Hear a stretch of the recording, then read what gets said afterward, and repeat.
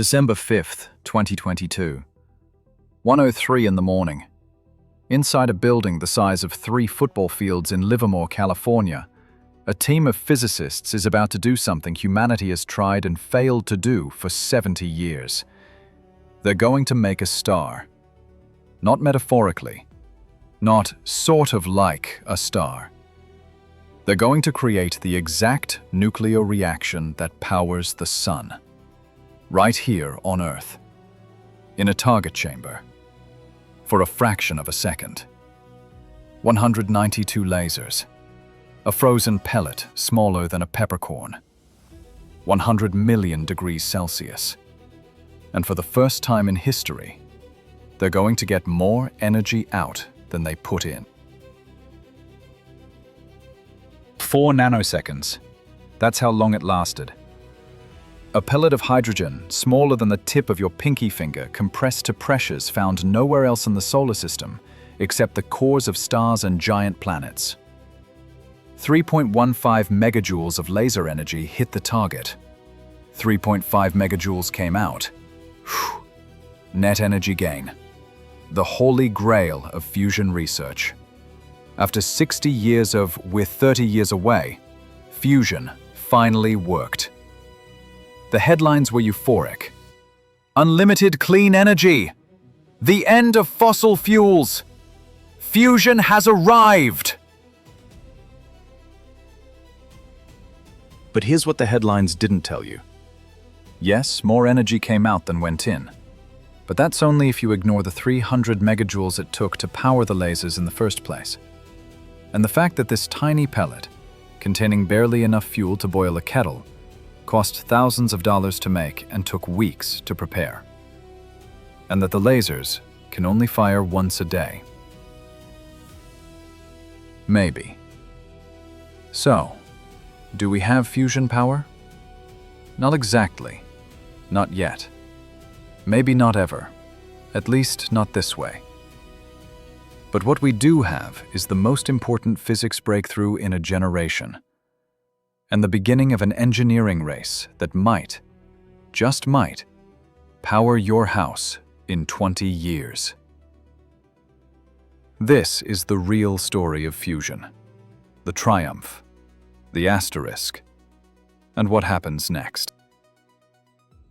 Let's start with what they actually achieved, because it's genuinely incredible. The target, a sphere 2 millimeters across, smaller than a peppercorn. The shell is diamond, not jewel diamond, but engineered crystalline carbon, 20 microns thick, perfectly spherical to within a micron. Inside, frozen deuterium and tritium, heavy hydrogen, the same fuel that powers the sun. This capsule sits inside a gold cylinder called a Hohlraum, German for hollow room. It's the size of a pencil eraser. The capsule hangs in the center, held by barely visible threads. The whole thing is cooled to minus 250 Celsius to keep the hydrogen frozen. And then, 192 lasers. The National Ignition Facility, NIF, is the most powerful laser system ever built. The lasers start as invisible infrared beams, amplified through chains of optical equipment the length of football fields. By the time they reach the target chamber, each beam carries about 10 kilojoules of ultraviolet energy. At precisely 1:03 a.m., all 192 beams fire at once. They don't hit the capsule directly. They hit the inside walls of the gold Hohlraum. The gold vaporizes instantly, creating a bath of X-rays, like a tiny oven of pure radiation. Those X-rays ablate the outer layer of the diamond capsule. The outer shell explodes outward. Newton's third law, equal and opposite reaction. As the shell explodes out, it crushes the hydrogen fuel inward. In 20 nanoseconds, the capsule implodes. The fuel reaches 100 million degrees Celsius, 6 times hotter than the core of the sun. Pressure, 300 billion atmospheres. Density, 100 grams per cubic centimeter, denser than lead. And then, fusion. Fusion is simple in principle, impossibly hard in practice. Take two hydrogen nuclei, deuterium and tritium. Slam them together hard enough that they overcome their electrical repulsion and fuse into helium. When they fuse, they release a high-energy neutron and 17.6 million electron volts of energy. Do this trillions of times per second, and you get a star. NIF's target contained about 0.25 milligrams of fuel. When it fused, those fusion reactions released 3.5 megajoules of energy. The lasers delivered 2.05 megajoules to the capsule itself, 3.15 megajoules into the whole realm, but the whole realm absorbed some. More out than in. That's ignition. That's the breakthrough. The idea of fusion power is almost as old as the nuclear age. In the 1950s, after we figured out how to make hydrogen bombs, uncontrolled fusion, physicists thought, why not control it? Put the sun in a bottle, unlimited, clean energy. The fuel, deuterium, is extracted from seawater. 1 liter of seawater contains enough deuterium to equal the energy in 300 liters of gasoline. Tritium is bred from lithium, which is abundant. No long-lived radioactive waste, no meltdown risk, no carbon emissions. The joke in the fusion community. Fusion is 30 years away, and always will be. The problem? The sun has an advantage we don't. Gravity. The sun's core is hot, 15 million Celsius, but it's also massive. Gravity holds the plasma together. Fusion happens slowly but continuously for billions of years. On Earth, we can't use gravity. We have two options. Option 1, magnetic confinement. Use powerful magnetic fields to contain a hot plasma in a donut-shaped chamber called a tokamak. This is what ITER does. Option 2, inertial confinement. Compress the fuel so fast and so hard that it fuses before it can blow apart. This is what NIF does. Magnetic fusion, hot for a long time, relatively low density. Inertial fusion, unbelievably hot and dense, but only for nanoseconds. Both are insanely difficult. Different problems, same goal. There's a physics formula called the Lawson criterion, the triple product. It tells you what you need for fusion. Temperature times density times confinement time greater than threshold value. Get all three high enough, and fusion becomes self-sustaining. The energy from fusion reactions heats the fuel, causing more fusion, which heats more fuel. Ignition. For 60 years, experiments got closer. Magnetic fusion came within factors of 2 or 3. Inertial fusion struggled with instabilities. The implosion would wobble, asymmetries would kill compression. Until December 2022. They finally got it right. Shot number N221204. December 4th, 2022. The shot was after midnight on the 5th. The team had been refining their technique for years. Better whole-room designs, better capsule fabrication, better laser pulse shaping. The exact timing and power of each laser matters. Previous shots had gotten close. Shot N210808 in 2021 produced 1.35 megajoules, about 70% of break-even. This time, the diagnostics lit up. Neutron yield, massive spike, more than any previous shot. X-ray signatures, perfect implosion symmetry. burn average temperature over 100 million Celsius. Energy output 3.15 megajoules. Energy into capsule 2.05 megajoules. Energy gain 1.54 times. They'd done it. Ignition met energy gain. Understand, this isn't just a new record. This is crossing a threshold that physicists genuinely weren't sure was possible with this technique. Inertial confinement fusion has always been the underdog. Most experts bet on magnetic fusion, tokamaks, to get there first. But NIF proved that you can compress matter to stellar conditions and get more energy out than the fuel absorbed.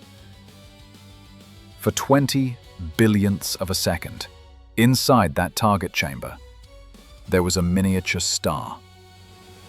Temperature, pressure, fusion rate, indistinguishable from the core of the sun. We made that. On purpose. Controlled.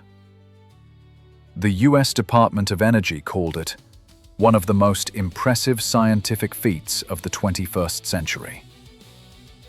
They weren't exaggerating. But here's where it gets complicated. Let's follow the energy. The 192 lasers fired 2.05 megajoules at the capsule. But to generate that laser energy, NIF's capacitors had to store 300 megajoules of electrical energy. Wall plug to fusion, about 1% efficiency. So yes, the fuel produced more energy than the lasers delivered. But the system, the whole facility, consumed 100 times more energy than it produced. NIF wasn't designed to be a power plant.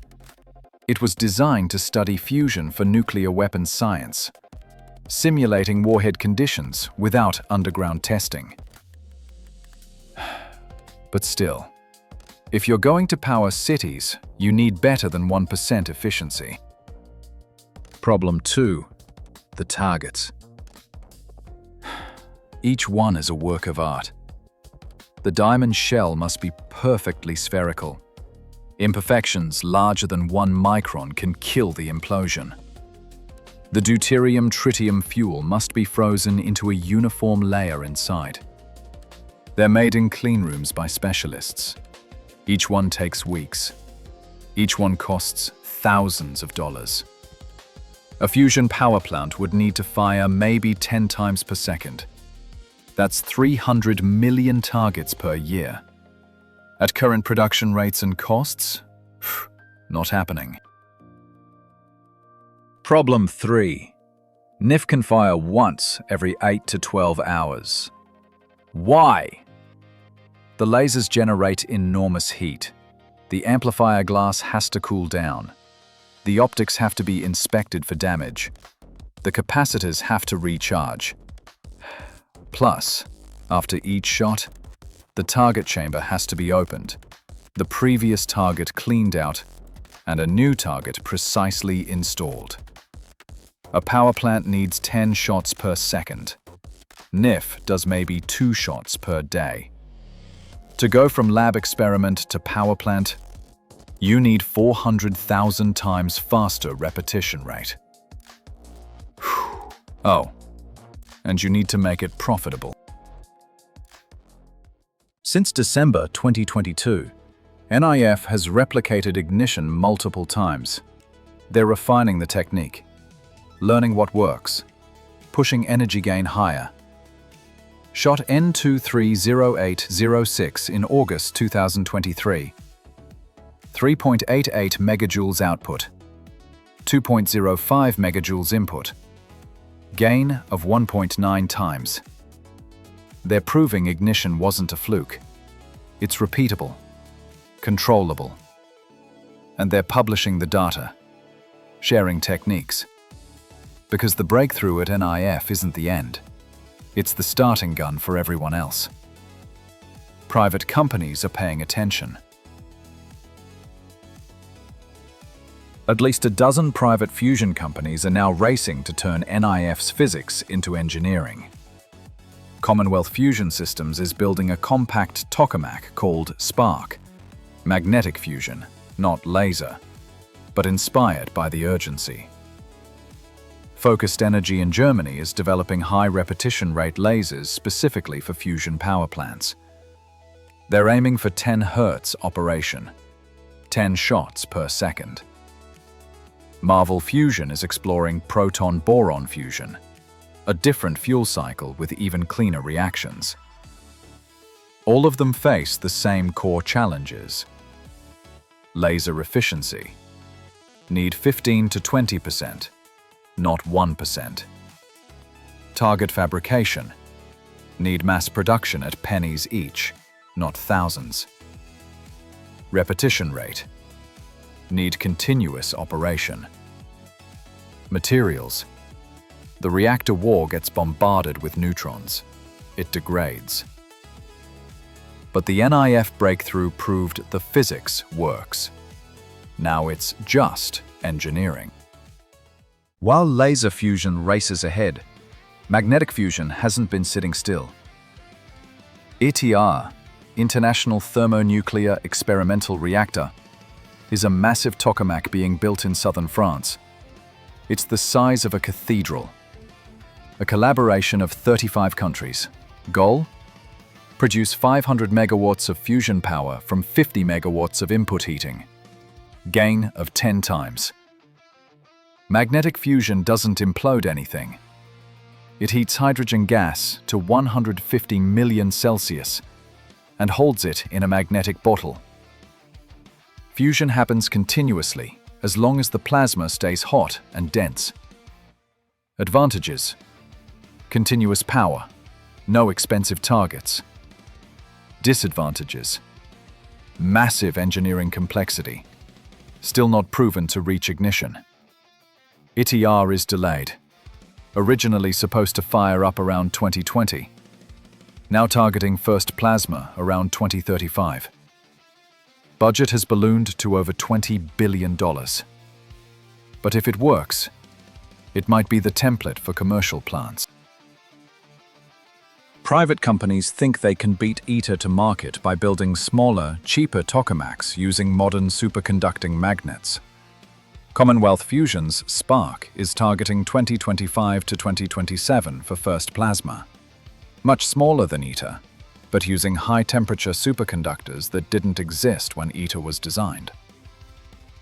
Helium Energy is building a different magnetic system, pulsed, not continuous. They've signed a deal with Microsoft to provide fusion power to data centers by 2028. Bold claim, audacious timeline. But they've raised $2 billion betting they can do it. TAE Technologies is pursuing proton-boron fusion in a different magnetic configuration. Everyone's racing. Different approaches. Same goal. So when does your house run on fusion? Honest answer, probably not for 20 years, maybe 30. Best case, demonstration plants in the 2030s. Commercial grid power in the 2040s. Worst case, it's harder than we think, and it takes until 2060. But here's the kicker. Even when fusion works, it has to compete with dirt-cheap solar and wind plus batteries. Fusion needs to be not just possible, but economical. That's the real race. Here's why fusion isn't dead on arrival, despite cheap renewables. Solar and wind are intermittent. The sun doesn't always shine. The wind doesn't always blow. Batteries help, but seasonal storage, enough to power a city through a dark, windless winter, is still fantastically expensive. And some applications need 24/7 power with no interruptions. Data centers. AI is making this worse. Industrial processes. Steel, chemicals, chip. Fabs. Shipping. Can't put batteries in a cargo ship. Fusion offers carbon-free baseload. Always on, compact. No uranium mining. No exclusion zones. And the fuel story is genuinely incredible. 1 in 6,400 hydrogen atoms in seawater is deuterium. The oceans contain enough to power humanity at current rates for billions of years. Radioactive, doesn't occur naturally, but can be bred from lithium using the neutrons fusion produces. A fusion reactor would breed its own tritium fuel. 1 kilogram of fusion fuel equals 10 million kilograms of coal. No mining, no refining, no geopolitics, no supply chains. Just water and rocks. And fusion is inherently safe in ways fission can't match. No chain reaction. If anything goes wrong, the plasma cools instantly and fusion stops. No long-lived waste. The reactor structure gets activated by neutrons, but the half-lives are decades, not millennia. No meltdown risk. There's nothing to melt down. You're already containing a miniature sun, and if containment fails, it just stops. Can't make weapons from it. The tritium is controlled, but it's used in medical isotopes already. Fusion can't fail catastrophically. It can only fail to work. But let's be honest about what we don't know. Materials. The neutrons from fusion will damage the reactor walls. We don't have materials tested to the lifetime doses a power plant needs. Tungsten? Steel? Special alloys? We're guessing. Tritium breeding. Never been demonstrated at power plant scale. The blankets that catch neutrons and breed tritium are complex, unproven. Maintenance. Magnetic fusion reactors will need to shut down periodically to replace components. How often? How expensive? Unknown. Cost. We have no idea what fusion electricity will cost.